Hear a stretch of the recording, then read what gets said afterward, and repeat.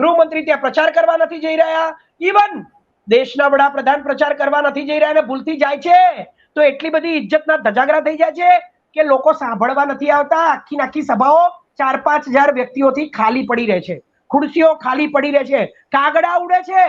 તમને લાગે છે કે આમ આદમી પાર્ટી હરિયાણામાં કોંગ્રેસના વોટ કાપશે જેમ ગુજરાતમાં કાપ્યા હતા એમ? બિલકુલ નહીં, બિલકુલ નહીં. જો બિલકુલ નહીં. હું તમને કહી શકું છું કે તમે જુઓ, એ જ મનોહરલાલ ખટ્ટર જે આપણા દેશના વડાપ્રધાનના શું કહેવાય કે એક જ દરીમાં સુઈ જતા હતા, એક જ ચાદરમાં સુઈ જતા હતા, એમની ચાદર ખેંચી અને મનોહરલાલ ખટ્ટરને ઉતારી દીધા. સાથીઓ, આપણો દેશ હંમેશા ચૂંટણી મૂડમાં રહેતો હોય છે. જમ્મુ કાશ્મીર વિધાનસભા અને હરિયાણા વિધાનસભાની આવનારા દિવસોમાં ચૂંટણી યોજાવાની છે. તમામ રાજકીય પક્ષોએ પોતાની મહેનત કરવાનું ચાલુ કરી દીધું છે, ભાષણો કરી રહી છે તમામ રાજકીય પક્ષના નેતાઓ. જમ્મુ કાશ્મીર વિધાનસભાની વાત કરીએ તો બીજેપી એવું માનતી હોય કે આર્ટિકલ 370 હટાવ્યા બાદ અમને જમ્મુ કાશ્મીરના લોકો સારા એવા મતો આપશે અને અમને વિજય બનાવશે. અને હરિયાણાની અંદર તમે કોંગ્રેસની વાત કરી લો તો કોંગ્રેસ કદાચ એવું વિચારતી હોય કે આ વખતે જે પીડિત પહેલવાનો હતા, જેમની સાથે અત્યાચાર થયો, એવા પહેલવાનો અમારી પાર્ટીમાં જોડાયા છે, વિનેશ ફોગટ છે, બજરંગ પુનિયા છે, એના કારણે અમારી પાર્ટી વધુ મજબૂત થશે. જે યુથ છે એ અમારી પાર્ટીમાં જોડાશે અને અમારી પાર્ટી વિજય પ્રાપ્ત થશે. આ બાબતે આપણે કોંગ્રેસના પ્રવક્તા સાગર શાહ સાથે વાત કરવાનો પ્રયાસ કરીશું. જી સાગરભાઈ, ક્રાંતિ માર્ગમાં આપનું સ્વાગત છે. શું કહેશો આ મુદ્દે તમે? જો છેલ્લા 2 વર્ષથી કોંગ્રેસ તો પૂર જોશમાં ને પૂર મૂડમાં છે. રાહુલ ગાંધીએ ભારત જોડો યાત્રા કરી, ભારત ન્યાય યાત્રા કરી અને પછી જ્યારે આ લોકોએ 400 નો નારો લગાવ્યો અને રાહુલ ગાંધી અને ઇન્ડિયા ગઠબંધને ભેગા થઈને 4 જૂને જે પરિણામ આપ્યા અને 400 નો નારો ના ચાલ્યો અને 400 ની જગ્યાએ નરેન્દ્ર મોદીની જે સરકાર હતી એને બેસાખીની એનડીએ સરકાર બનાવીને 240માં એને લપેટી લીધી. ત્યારથી કોંગ્રેસ તો પૂર જોશમાં ને પૂર મૂડમાં છે. પરંતુ એ પછી બીજેપી, ભારતીય જનતા પાર્ટી, પછી એની માતૃ સંસ્થા કહીએ તો રાષ્ટ્રીય સ્વયંસેવક સંઘ, એના નેતાઓ, કેબિનેટના મંત્રીઓ, ખુદ ગૃહમંત્રી અને પ્રધાનમંત્રી, આ બધા કોઈ મૂડમાં નથી. બધાના ચહેરા ઉપર એક હતાશા અને એક નિરાશા જોવા મળી રહી છે.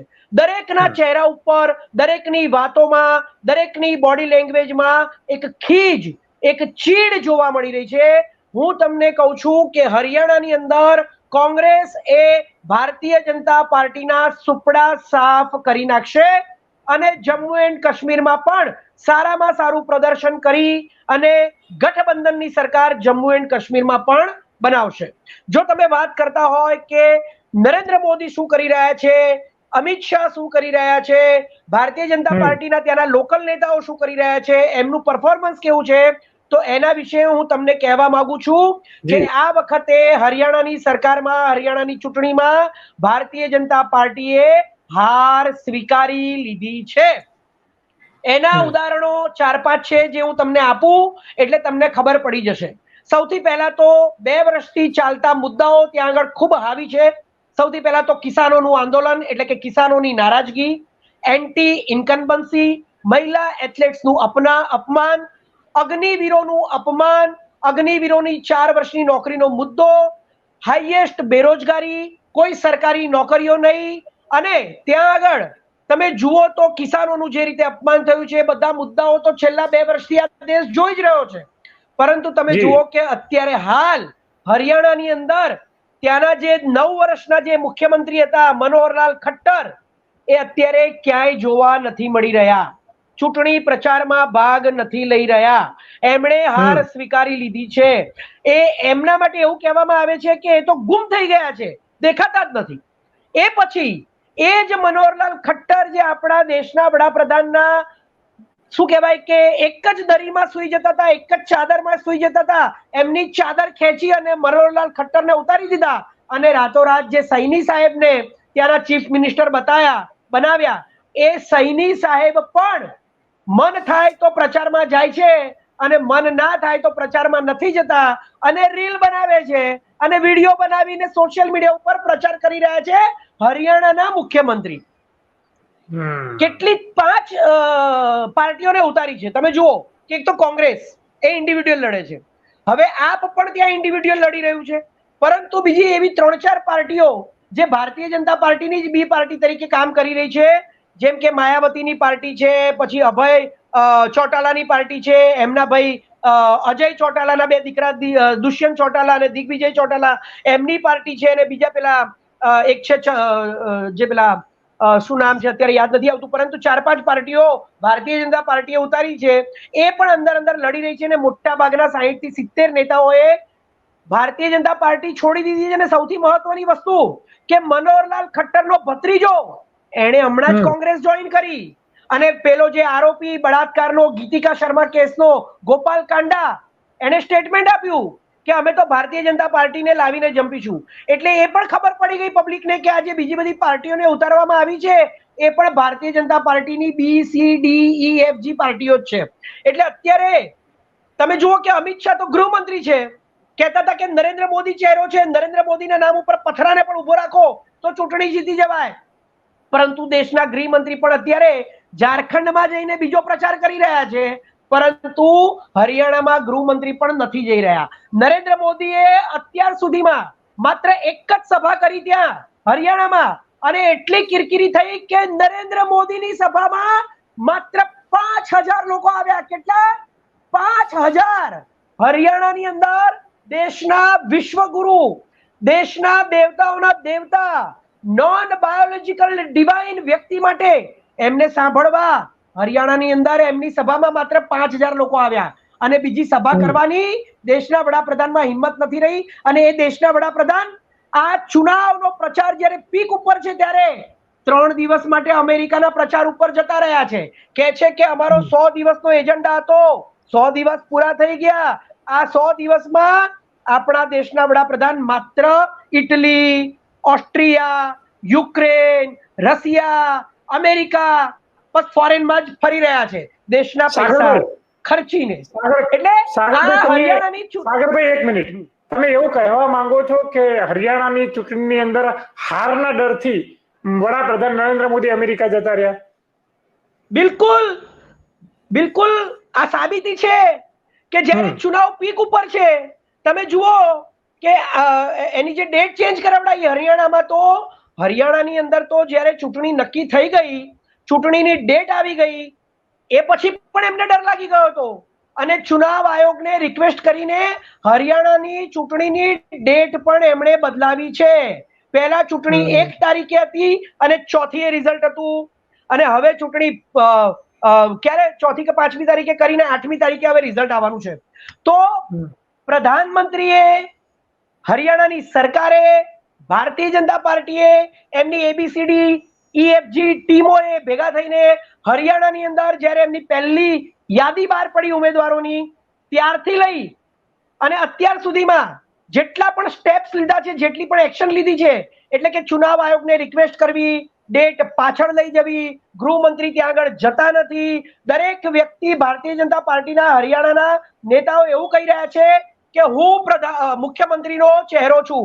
એવી રીતે 3 થી 4 મોટા મોટા નેતાઓ, એક તો રાવ ઇન્દ્રજીત છે, પછી પેલા અનિલ વિજ છે ત્યાંના, આ બધા મોટા મોટા નેતાઓ ત્યાં આગળ અંદર અંદર લડી રહ્યા છે કે ભાઈ મેં આટલું કામ કર્યું છે, હું સિનિયર છું, મેં આટલા વર્ષો પાર્ટીને આપ્યા, મેં આટલી સેવા કરી, હું મુખ્યમંત્રી બનીશ. તો ભારતીય જનતા પાર્ટીના નેતાઓ અંદર અંદર લડી રહ્યા છે. 60 થી 70 નેતાઓએ રાજીનામા આપીને કોંગ્રેસ જોઈન કરી લીધી છે. જૂના પૂર્વ મુખ્યમંત્રીનો ભત્રીજો પોતે કોંગ્રેસ જોઈન કરી રહ્યો છે. ગૃહમંત્રી ત્યાં પ્રચાર કરવા નથી જઈ રહ્યા. ઇવન દેશના વડાપ્રધાન પ્રચાર કરવા નથી જઈ રહ્યા, અને ભૂલથી જાય છે તો એટલી બધી ઇજ્જતના ધજાગરા થઈ જાય છે કે લોકો સાંભળવા નથી આવતા. આખી સભાઓ 4-5 હજાર વ્યક્તિઓથી ખાલી પડી રહે છે, ખુરશીઓ ખાલી પડી રહે છે, કાગડા ઉડે છે, અને આ તમામ નેતાઓ એ લડી રહ્યા છે અંદર અંદર. એટલે નથી કોઈ ગઠબંધન, નથી કોઈ અંદર કોઈ સુમેળ, નથી એમને કોઈ પ્રચારમાં ઇન્ટરેસ્ટ. ત્યાંના લોકલ નેતાઓ પણ પ્રચાર નથી કરી રહ્યા. તમે વિચારો કે ચીફ મિનિસ્ટર, હરિયાણાના મુખ્યમંત્રી રીલ બનાવીને પ્રચાર કરી રહ્યા છે. તો આ હાર સ્વીકારી લીધી છે. હવે નરેન્દ્ર મોદીનો ચહેરો, ચૂંટણીનો ચહેરો નથી. માત્ર હરિયાણા નહીં, જમ્મુ કાશ્મીર અને સાથે સાથે આવનારા બીજા 2 રાજ્યોના ચૂંટણીના પણ પરિણામો તમે જોઈ લેજો. એ છે મહારાષ્ટ્ર અને ઝારખંડ, આ ચારે ચાર રાજ્યોના ચૂંટણીના પ્રચારો આવે ત્યાં સુધી હું તમને લખીને આપું છું કે આ બૈસાખી ઉપર અપાઈ સરકાર એવું બને કે 2025 ની શરૂઆતમાં અથવા તો 2024 ના એન્ડમાં કદાચ સરકાર બદલી જાય, સરકાર બદલાઈ જાય એવા પણ સંજોગો ઉભા થવાના અત્યારે સંપૂર્ણ આસાર નજર આવી રહ્યા છે. જી સાગરભાઈ, બીજેપી નું એવું કહેવું છે કે હરિયાણાની જ્યારે ચૂંટણી આવી ત્યારે આમ આદમી પાર્ટી અલગથી લડવાની અને જાહેરાત કરી અને અલગથી એ લડી રહી છે. ક્યાંય ને ક્યાંય જે ઇન્ડિયા ગઠબંધન, જે ભાજપ એને ઇન્ડી ગઠબંધન કહે છે, એના ભાગલા પડી ગયા છે, એના ડાંડિયા ડૂલ થઈ ગયા છે, એટલે અમે જીતવાના છીએ આ વખતે, એવું ભારતીય જનતા પાર્ટીના નેતાઓનું કહેવું. જો ઇન્ડિયા ગઠબંધન એ કોંગ્રેસ નથી, બરાબર છે. ઇન્ડિયા ગઠબંધનમાં 28 મોટી મોટી પાર્ટીઓ છે અને એ 28 મોટી મોટી પાર્ટીઓની પોતાની વિચારધારા છે. જેમ કે તમે વાત કરો તો અલગ અલગ રાજ્યોની અંદર મમતાજી હોય કે નીતિશ, પેલા આપણા અખિલેશ યાદવ હોય કે પછી તમે અરવિંદ કેજરીવાલ હોય, તો આ દરેક જણા એક ચીફ મિનિસ્ટર લેવલના નેતાઓ છે અને એમના પોતાના વિચારો છે. તો ઇન્ડિયા ગઠબંધન એ કોંગ્રેસ નથી. દરેકને આ લોકશાહીમાં અધિકાર છે લડવાનો. અરવિંદ કેજરીવાલે એવું જાહેર નથી કર્યું કે અમે ઇન્ડિયા ગઠબંધનનો ભાગ નથી. અરવિંદ કેજરીવાલે એવું કહ્યું કે અમે પણ ઇન્ડિવિડ્યુઅલ લડીશું. જો અમને એમણે કહ્યું કે જો હું ઈમાનદાર છું રેલી કરીને તો તમે મને વોટ આપજો, અને જો હું ઈમાનદાર નહીં હોઉં તો તમે મને વોટ ના આપતા. એ તો ગુજરાતમાં પણ લડ્યા હતા ને, ક્યાં જીત્યા હતા વિધાનસભાની અંદર. તો અરવિંદ કેજરીવાલ એ ઇન્ડિવિડ્યુઅલ વ્યક્તિ છે, ઇન્ડિવિડ્યુઅલ પાર્ટી છે, પરંતુ એ ઇન્ડિયા ગઠબંધનનો ભાગ હતો, છે અને રહેશે. અને જેટલી પણ સીટ્સ આવે, ધારો કે આમ આદમી પાર્ટીની સીટ આવી કેટલીક અને કોંગ્રેસની આવી, તો એ બંને ભેગા થઈને પણ સરકાર બનાવી શકે છે. પરંતુ અરવિંદ કેજરીવાલ ભારતીય જનતા પાર્ટી જોડે તો જોડાશે નહીં, કારણ કે જે નરેન્દ્ર મોદી એમને 6 મહિના સુધી જેલમાં નાખી દીધા, એમના નેતાઓને 1.5 વર્ષ સુધી જેલમાં નાખી દીધા, અને જો એ વ્યક્તિ ભારતીય જનતા પાર્ટી સાથે જોડાય, ભારતીય જનતા પાર્ટીને મદદ કરે અને કોંગ્રેસના વોટ્સ કાપે, તો તમને લાગે છે કે આ દેશ એમને માફ કરશે? કોઈ પણ રીતે અરવિંદ કેજરીવાલ સફળ થવાના નથી. તમને લાગે છે કે આમ આદમી પાર્ટી હરિયાણામાં કોંગ્રેસના વોટ કાપશે જેમ ગુજરાતમાં કાપ્યા હતા એમ? બિલકુલ નહીં, બિલકુલ નહીં. જુઓ, બિલકુલ નહીં. હું તમને કહી શકું છું કે તમે જુઓ, તમે જુઓ કે આમ આદમી પાર્ટી લોકસભાની અંદર ચૂંટણીની અંદર જ પોતાનો જનાધાર પોતાના જ રાજ્યમાં સાચવી શકી નથી, બરાબર છે. ગુજરાતની અંદર પણ એ અમારી સામે લડ્યા હતા, પરંતુ અમારા વોટ્સ કદાચ કાપ્યા હોય તો પણ અમે તો ખૂબ સરસ લડત આપી હતી અને અમે સારું પરિણામ આપ્યું છે લોકસભાની અંદર. અને એ લોકો જે ડેન્ટ પાડવા માંગતા હતા, 17 સીટો લાવ્યા તમે ગુજરાતમાં, એમાંના એ વિધાનસભાની પણ 6 જણા બીજા જતા રહ્યા, માંડ 11 સીટો વધી તમારી પાસે. સાંભળો, તમે જે વાત કરી રહ્યા છો, વિધાનસભા એ વખતે ઇન્ડિયા ગઠબંધન નહોતું, એ વખતે આમ આદમી પાર્ટીની જોડે અમારી ગઠબંધન નહોતું. અમારું ગઠબંધન લોકસભામાં થયું. એ પહેલા અમારી સામે હતા. ગઠબંધન છે, હું એમ કહું છું સાગરભાઈ, અત્યારે તમારું ગઠબંધન હોત તો આમ આદમી પાર્ટી અને કોંગ્રેસ આ બંને સાથે મળીને ના લડતા હોત? ના, એવું જરૂરી નથી. જુઓ, એવું જરૂરી નથી. પંજાબની અંદર એમની શક્યતા વધારે હતી, તો પંજાબની અંદર એ લોકો ઇન્ડિવિડ્યુઅલી લડ્યા જ હતા અને પંજાબમાં એમની સરકાર બની છે. એટલે એવું નથી, આ એક મ્યુચ્યુઅલ અન્ડરસ્ટેન્ડિંગ છે, ગઠબંધનનું અન્ડરસ્ટેન્ડિંગ છે. એમને એવું લાગતું હોય તો એ લોકો લડી શકે છે, ડેમોક્રેસી છે, કેમ ના લડી શકે? રાહુલ ગાંધી એવું કઈ રીતે કહી શકે કે તમારે નહીં લડવાનું? લડો અને જીતીને બતાડો. અમે પણ જીતીને બતાડીશું, અમે કોન્ફિડન્ટ છીએ. So both are individual parties having a different thoughts and different thought lines, so they are fighting. એ તો પરિણામ તો ખબર જ છે બધાને કે અત્યારે હાલ જેટલી પણ સીટો છે એમાંથી 15 થી 20 સીટો જો ભારતીય જનતા પાર્ટીને મળે અને કોંગ્રેસની લગભગ 50 થી 60 સીટો આવવાની પૂરેપૂરી શક્યતાઓ, આજે એવો માહોલ છે હરિયાણામાં કે દેખાઈ રહી છે અને કોંગ્રેસ એ સરકાર બનાવી રહી છે. અને આ જે સરકાર બનાવવાનું પરિણામ એ બાય ડિફોલ્ટ નથી. કોંગ્રેસ અને રાહુલ ગાંધીએ છેલ્લા 2 વર્ષમાં આખા ભારતમાં જે રીતે તમામ ક્ષેત્રની અંદર સંસદથી લઈને સડક સુધી, ભારત જોડો યાત્રા પૂર્વથી લઈને પશ્ચિમ ને ઉત્તરથી લઈને દક્ષિણ સુધી જે કરી અને ગિનિસ બુક ઓફ વર્લ્ડ રેકોર્ડની અંદર નામ દર્જ કરાયું કે વિશ્વની સૌથી લાંબી પેદલ યાત્રા કોઈ નેતાએ નથી કરી. અને પછી દરેકે દરેક મુદ્દા ઉપર અને દરેકે દરેક તબક્કાના વ્યક્તિઓ સાથે જઈને એમણે જે રીતે કોંગ્રેસનું શું કહેવાય કે કોંગ્રેસની તાકાત બતાડી છે, શક્તિ પ્રદર્શન કર્યું છે. એના કારણે આજે કોંગ્રેસ એટલી તાકાતવાળી થઈ ગઈ છે કે 240માં આ લોકોને સમેટી લીધા.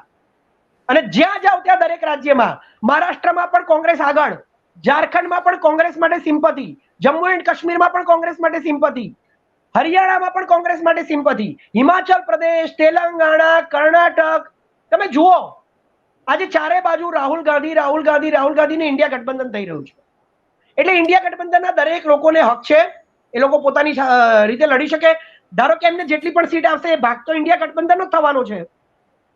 બરાબર છે. જી જી જી સાગરભાઈ, આ મુદ્દે વાત કરવા બદલ આપનો ખૂબ ખૂબ આભાર. સાથીઓ, સાગરભાઈએ જે રીતે જણાવ્યું કે એમનો પક્ષ આ વખતે મજબૂત છે, પણ એ તો જોવું જ રહ્યું કે કેટલો મજબૂત છે આવનારા દિવસોની અંદર, ચૂંટણી પરિણામોની અંદર. ત્યાં સુધી જોતા રહો ક્રાંતિ માર્ગ ઇન્કલાબ જિંદાબાદ.